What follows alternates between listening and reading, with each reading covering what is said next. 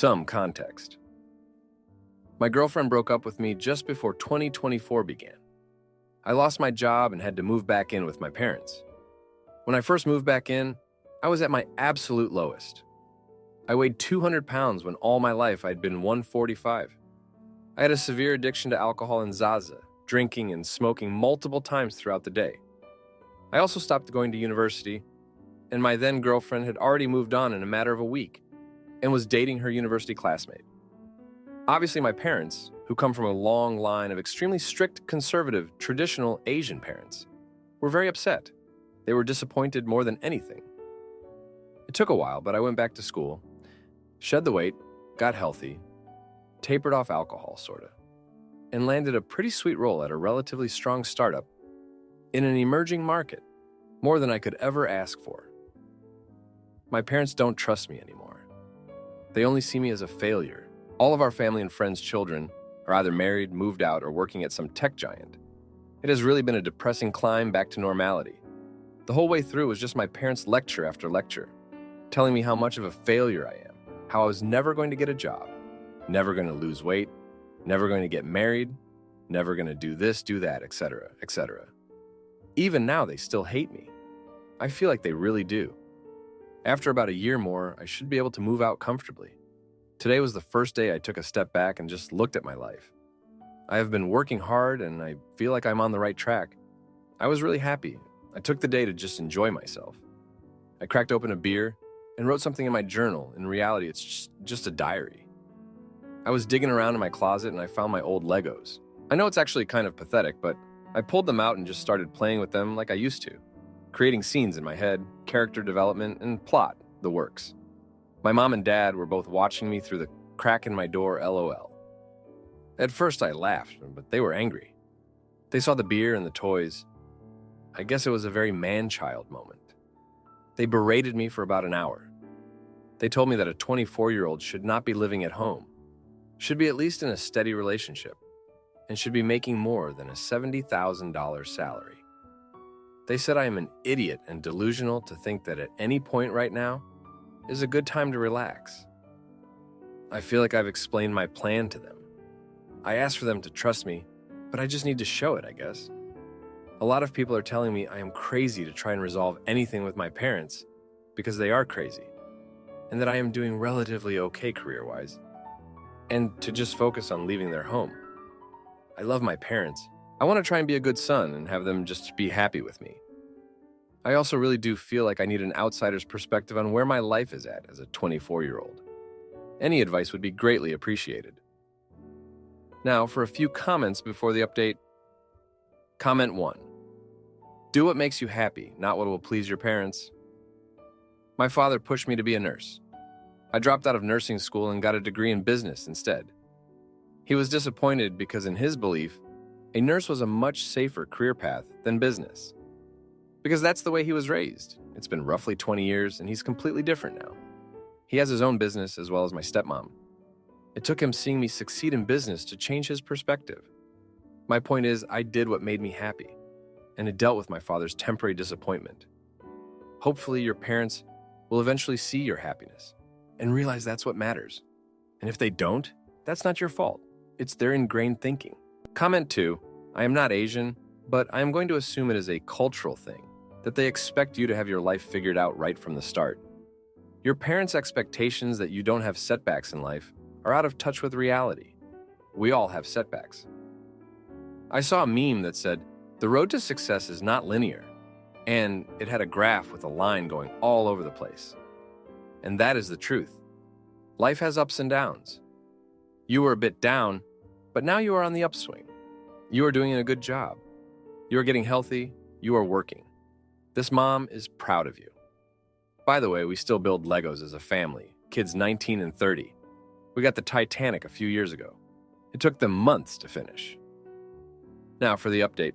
Thanks for all the comments on my last post. Things have taken a chaotic turn since then. So, my parents decided to throw a huge party for their friends, and I was expected to play the part of the successful son. I had to talk about my job, which was fine, but then they started pushing me to talk to this girl they want me to marry. I didn't even like her, but I played along to keep the peace.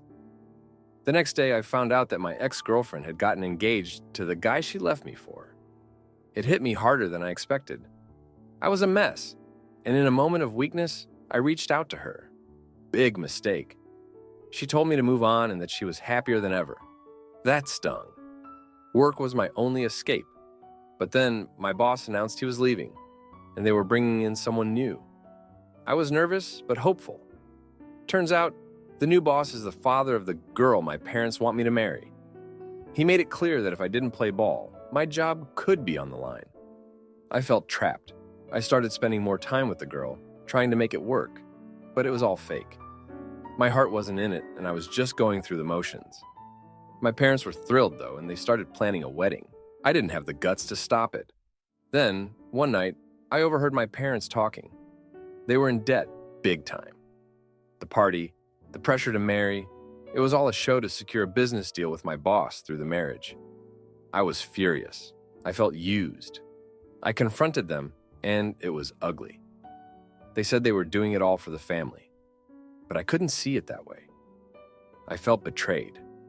I told them I wouldn't go through with the marriage. They begged me to reconsider, saying it would ruin us financially. I was torn. I wanted to do the right thing for my family, but I also wanted to be true to myself. In the end, I agreed to the marriage. I thought I was saving my family, but I had no idea what I was really getting into. The wedding plans moved quickly, and before I knew it, I was standing at the altar, feeling like a complete fraud. The girl looked happy, and my parents were beaming. I just felt empty. After the wedding, things got even more complicated. My new wife wanted to start a family right away, but I couldn't imagine bringing kids into this sham of a marriage. I started staying late at work to avoid going home. One day I came home early and found my wife in a compromising position with someone else. I was shocked, but a part of me felt relieved. I thought this was my way out.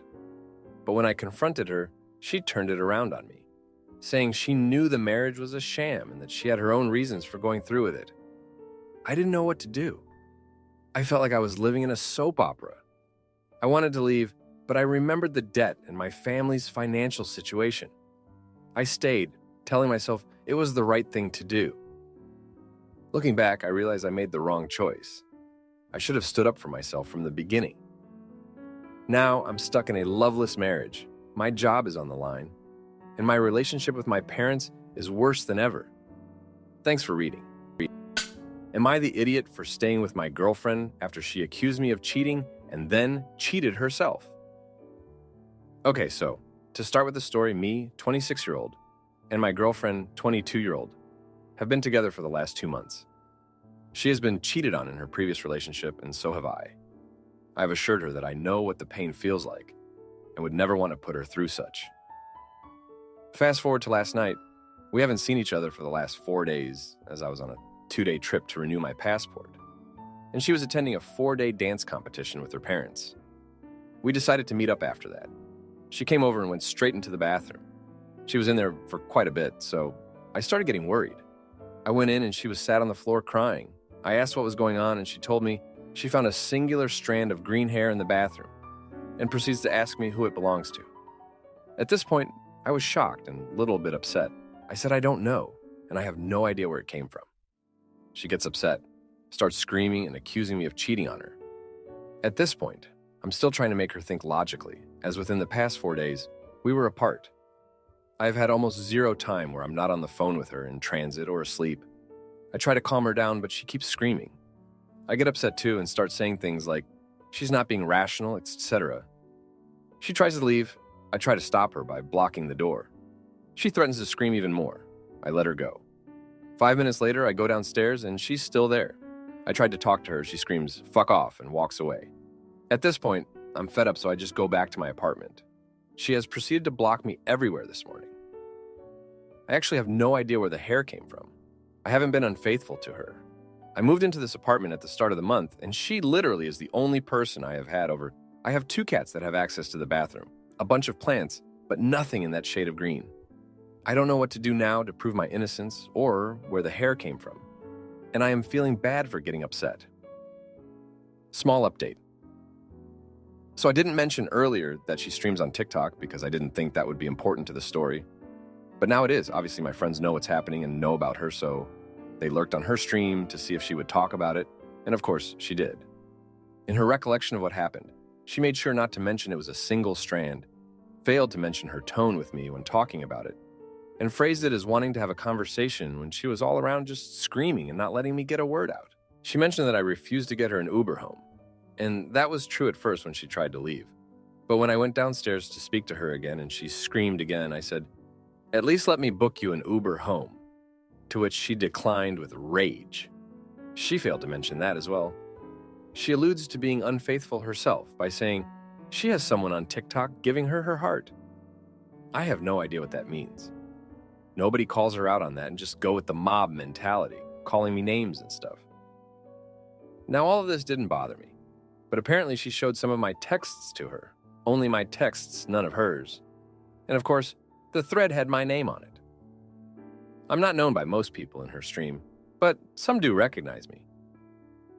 I have since received 2 DMs, one asking me what happened and the other just outright calling me names. I didn't think a single strand of hair in a 2-month relationship could bring me so much stress and discomfort. How should I proceed? Now, for a few comments before the update. Comment 1. Man, after even like half a year, I was still finding my ex-girlfriend's hair places. Hair can come from anyone and hide anywhere. This was an overreaction on her part. Comment 2. Honestly, that is an irrational reaction. I would understand questioning you, but not freaking out like that. It's only a 2-month relationship, let her go. Now for the update. Thanks for sticking around for this update. So, after the whole green hair fiasco, things went from bad to worse. I thought I'd give her some space, but my girlfriend's mom called me out of the blue. She said she wanted to meet and talk about what happened. I agreed, thinking maybe I could clear things up. We met at a coffee shop and she started off calm, but then she dropped a bomb on me. She accused me of not only cheating, but also of stealing from them during the dance competition. I was floored. They said a necklace went missing, and since I was the only outsider around, it had to be me. I tried to defend myself, but she wouldn't listen. I left the coffee shop feeling like the world was against me. A week later, my girlfriend reached out. She said she wanted to meet and talk. I was hopeful, maybe too hopeful. We met at the park, and she apologized for the green hair accusation. Turns out, it was from a wig her little cousin left in her bag from a costume party. But before I could even process that, she told me she was pregnant. My mind was racing.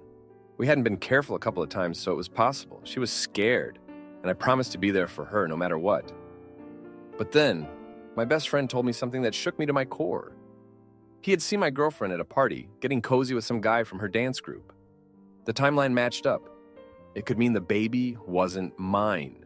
I confronted her and she broke down, admitting she had been with him once. But it was a mistake. She swore the baby was mine, but I couldn't shake the doubt. Despite the betrayal, I stayed. I couldn't leave her alone in this. We went to the doctors together, and the due date added up to when we were together. I wanted to believe her, but trust doesn't come back easily. Then, her parents' house got robbed. The police got involved and they found the stolen necklace. It was with the same guy from her dance group, the one she cheated with. He was arrested and suddenly everyone realized I wasn't the thief. My girlfriend's mom apologized profusely, but the damage was done. I felt vindicated but exhausted. Just when I thought we could move past everything, my girlfriend's TikTok followers started harassing me online. They had pieced together who I was from her vague posts and my texts. I was getting hate messages daily. It was like I was living in a soap opera and everyone had a script but me. I wanted to walk away from all the drama, but then my girlfriend had a miscarriage. She was devastated and so was I, in a way I didn't expect. We grieved together and it brought us closer.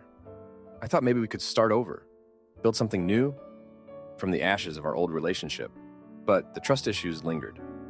She still streamed on TikTok and couldn't shake the feeling that she enjoyed the attention more than she cared about our privacy. I stayed because I thought I could fix things, make her see that what we had was worth more than likes and views. I'm still here, trying to make it work, even though everyone tells me I should leave. I guess I'm just not ready to give up on us, even if it seems like I'm the only one fighting. Thanks for reading. Am I the idiot for letting my daughter decide about the school trip only for her to run away? My boyfriend and I have been together for 14 years, and we have one child. Our daughter is 8 years old and has nearly finished her third year of school, and she hates it. Every morning since about 2 years ago, she asks if she can stay home. She cries, she tells me when she's at school, she thinks about leaving and trying to walk home, and she just hates it. I've talked to her about it because I was worried she was having issues with other children, but she says she isn't.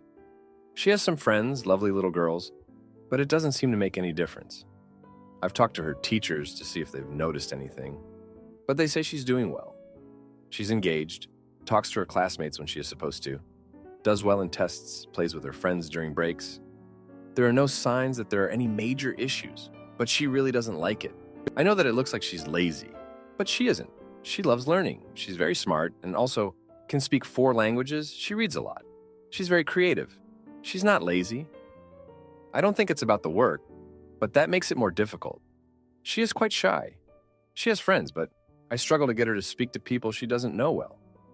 When she's at home, she never stops talking, but outside of it, she's very quiet, and she's always been like that. I know that as a child, I hated school. I started asking my mother to be homeschooled after my first week of school, and that never stopped. I liked learning, but I hated the school, and I never knew why. It was the worst years of my life. I cried almost every night, and it upsets me seeing that repeat in my daughter.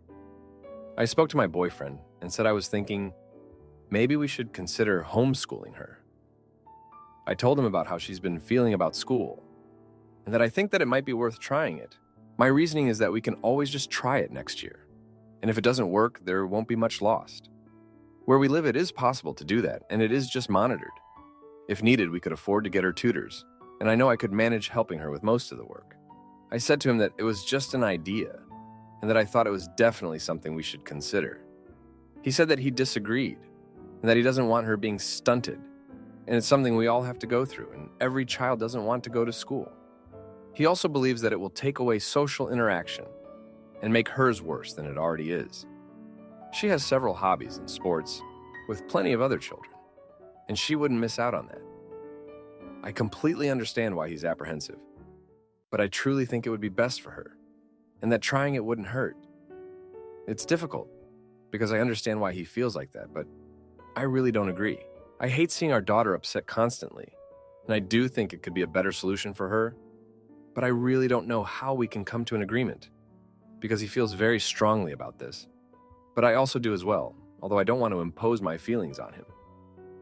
Now for a few comments before the update. Comment 1, jumping to homeschooling your 8-year-old because she doesn't like school without first seeing a therapist and having her screened for autism, ADHD, and related issues, especially given you also suffered from some of what she's going through. Seems super premature to me, and I don't blame your partner for pushing back. Comment 2, check out RR Homeschool Recovery. I think because you also hated school, you have an unrealistic vision of how perfect homeschooling will be. Maybe therapists for you and your daughter to get to the root of your issues would be better than leaving school altogether. Now, for the update. Thanks for sticking around for the latest. So, the tension at home has been through the roof since my last post. My boyfriend and I have been at odds over our daughter's schooling, and it's been a rough week. Just when I thought things couldn't get more complicated, our daughter came home with a letter from her teacher. It was about a school trip, a week-long camp that's supposed to help kids bond and learn outside the classroom. Our daughter was terrified at the thought of going. She begged us not to make her go. I saw it as a sign, maybe this was the push we needed, to seriously consider homeschooling. I brought it up again with my boyfriend, but he was adamant. He said the trip could be good for her, help her get over her fears. I disagreed, but we decided to let her make the choice. She chose not to go, and I thought that was the end of it. But then, her teacher called. She was concerned about our daughter missing out and suggested a meeting to discuss it. My boyfriend thought it was a good idea, so we went. The teacher talked about the benefits of the trip, how it could help our daughter open up. My boyfriend was swayed, and before I knew it, we were signing the permission slip. I felt cornered, like my concerns were being ignored. The week of the trip came, and it was a disaster from the start. Our daughter was crying every night on the phone, saying she wanted to come home. I felt helpless and guilty.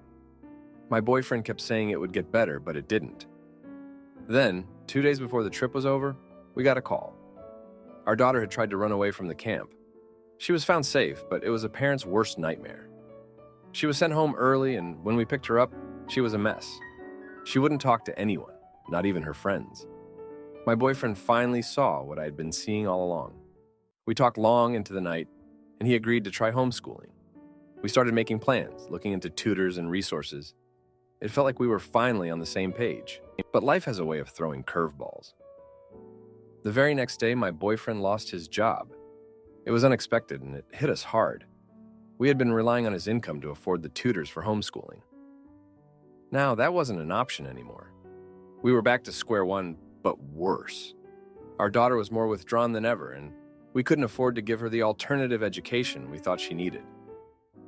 My boyfriend started looking for work, but the job market was tough. We had to cut back on expenses, which meant no more extracurricular activities for our daughter. It's been a tough week. Our daughter is back in school, but she's struggling.